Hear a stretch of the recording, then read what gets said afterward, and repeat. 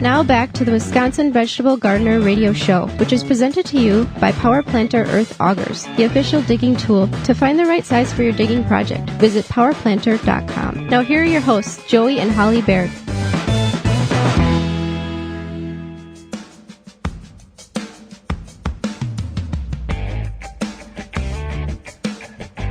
So as gardeners, as homesteaders, as preppers, whatever you want to call and label yourself as, or just human, we want to prepare ourselves and make moves ahead of time so we're not so pressed for time or feel overindulged or over anxious about, hey, all these things have to be done yesterday and it's 2 days from now. So what we talk about here, we're going to go over about 5, 6, 7 things here in which we can do now in fall that will accelerate and prepare and be done for the most part when spring comes and you feel like you've got 3 days to get the whole garden planted, and which is not necessarily true, but we all put ourselves in that box where we think that, well, it's long range forecast, everything's going to go good. Got to get everything in the ground now, which we'll talk about that next year in season 5 on how to pace yourself and do things right the first time, and not be overwhelmed. So, Holly, let's go through the list here and see what we can prepare for now, so we don't have to do as much in the spring in certain areas. Yeah, I think definitely. You were putting yourself in a box. I was putting myself in a box. So, which is not a good idea. So you want to go through your seeds now. I think that's a good idea, especially if you've started saving seeds and maybe you can have knowledge, organize them, what have you. When you use the word saved seeds, test the germination viability of them, because early this year, when everything was hitting the fan, if you want to call it that, we planted lettuce in the windowsill from lettuce seeds that were 7, 8, 9 years old, zero germination. So we want to be aware that, okay, we're going to save seeds, and obviously these weren't saved in the most economic, the most efficient, best way ever. But if you're saving seeds to grow and they're 6, 8, 9, 10 years old, check them to see if there's any possible germination rate. And how we do such is put them in a soil or put them in a damp paper towel in a Ziploc bag, 10 of them, and then keep it moist and see what germinates. And that's how you figure out your percentile of germination rate. You lose about 10% each year is a good rule of thumb. But if none of these seeds are germinating, or you have a 10% germination rate, why are you saving that bag or that jar of seeds when they're no good? Well, I was kind of referring to like the seeds you save from the plants now. Well, yeah. I hope those germinate. Right. Yeah.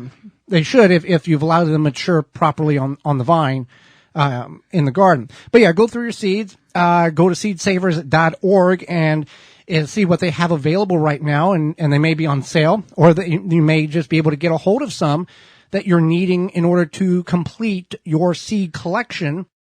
You can check and go to seedsavers.org and see if they may have the seeds in which you're looking for, and they may be on sale, in order to complete the seed, your seed library that you need to grow seed dreams. Yeah, your seed dreams that you need to complete your garden plans for next year. Next thing is your tools. Yeah, you can go through your tools. Maybe you discovered that your shovel broke. Yeah. Yes. So you have to think about that. Maybe you're like, hey, I got this gift card for my birthday in July, and now I don't know what to do with it, and maybe I'll go buy myself a shovel. Well, and we don't have any tool companies sponsoring the show. We've reached out to them. If you're listening and you're a tool company, give us an email. Send us an email at gardentalkradio@gmail.com, and let's talk turkey for next year. But we have learned from our experience, Holly, and many of you will nod your heads in agreement. If it's El Cheapo on sale, it ain't going to last the season. If you're actually using it for garden purposes, it's going to break, it's going to bend. Quality is paid with money, and you get what you pay for. Yes. Yeah. Yep. So you want to think about your tools and also with your tools, clean them off. And if the shovels need sharpening, you can prevent them from rusting by. Some people spray like a petroleum product on it. Other people will take like a vegetable oil and rub it down to keep them from rusting. So that's another thing in which you can do. Yeah, you can do some research on how to clean your tools. So another thing you can do is you can think about what did well, think about what you might change, take some notes, take some pictures. Like one thing you and I, Joey, we've determined we're not going to grow potatoes. Correct. Mm-hmm. It just doesn't work for us. Now, it works in your sister's backyard way better than what it does in the garden. And we've done it in every way, shape, or form, in fresh compost and old garden soil. Doesn't matter. Grow bags, raised beds in the ground. We can plant multiple plants of green beans or tomatoes and be better off. Yeah. It's, so that's just, we're not going to do that. And also take pictures. So when it's cold and snowy, you can remember, oh yeah, I had sweet corn planted there. I can't put that there again. Or can I put that there? Crop rotation, is that important? All that. There's a lot of things in which we can do over the winter, but take pictures now because it's a lot easier to see before the snow falls, and then you can actually plan out more detail. And the other thing about, in the springtime, we all do this. Well, should I plant that there or should I plant it over there? What about it? Just put it in the ground. Grandpa says the seeds grow a lot better in the ground than in the bag in the garage. Yeah. Just get them in the ground. Right. This is not, many of you are planting a garden for recreation and for some produce, but your decision whether to put a tomato there or a zucchini plant there is not going to be detrimental. You're not trying to operate an 18,000 acre farm. And if you make this mistake, you're going to have a $10,000 loss on your hands, that type of thing. Just put it in the ground. I agree. So another thing you can do is you want to gather your leaves for spring. So if you have a bunch of trees and you get all these leaves and you're like, okay, well, I already put them over my garden. You can put them somewhere dry. Whether that be, fill up some trash bags, put them in a shed, but you can gather your leaves now so that you have them for mulch come spring. Yeah, or just put them in a big giant pile in the corner of the yard. That's fine as well. But leaves, get them now because they won't be around. Even if you don't pick them up, somehow a lot of them disappear over the winter. For a variety of reasons, especially in the city. If you're not picking up now, the city's going to get them and you're not going to see them. So that's why it's important to mound them up. If you're in the country, you can just kind of go to the woods and pick them out of the woods if you need them. Drain your irrigation system.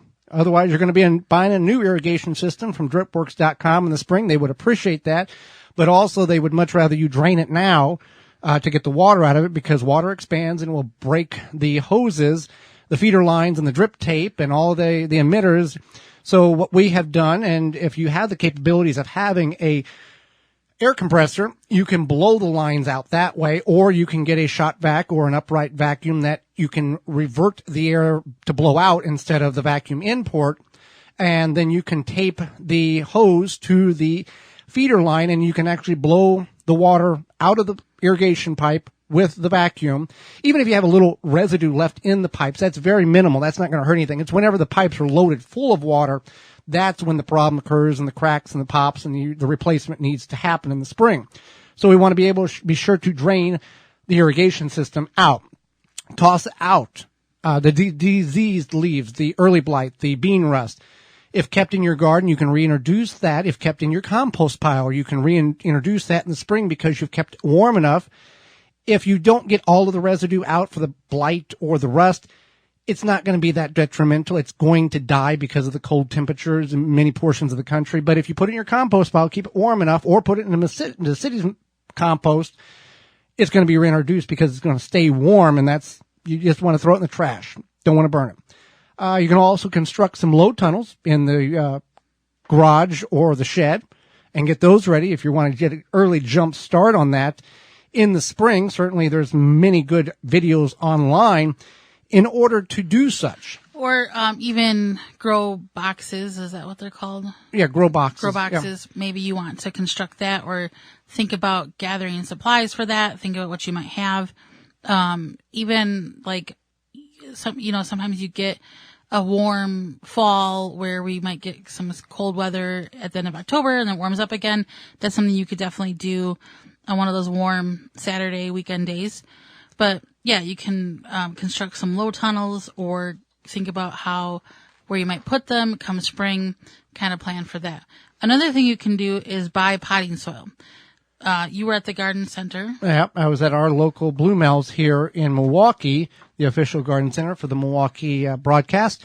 They still have some compost and some potting soil mixes available, as well as their bulk material. But if you're at your garden center and you can get some of that on sale, have it ready to go and not have to do the fury and rush of buying it in the spring, because if you keep it in a cool, dry place, it's going to be just as good as it would be in 4 or 5 months. Now, if you keep it for 6 or 7 years, the might not be as good in the bag, but keep that in mind, as well as you can be prepared or preparing yourself for the seed starting procedure in January, February, March by cleaning your trays and cups and whatever you start them in by using hot soapy water just to get them all clean, fresh, make sure there's no potential residue of diseases or bacteria on your seed starting trays and cups, and kind of see your inventory there. And if you need to get more seed trays, you can go to rootmaker.com and use coupon code TWBG and get 10% off your entire order. They got some great seed starting trays, root propagation trays that we use, and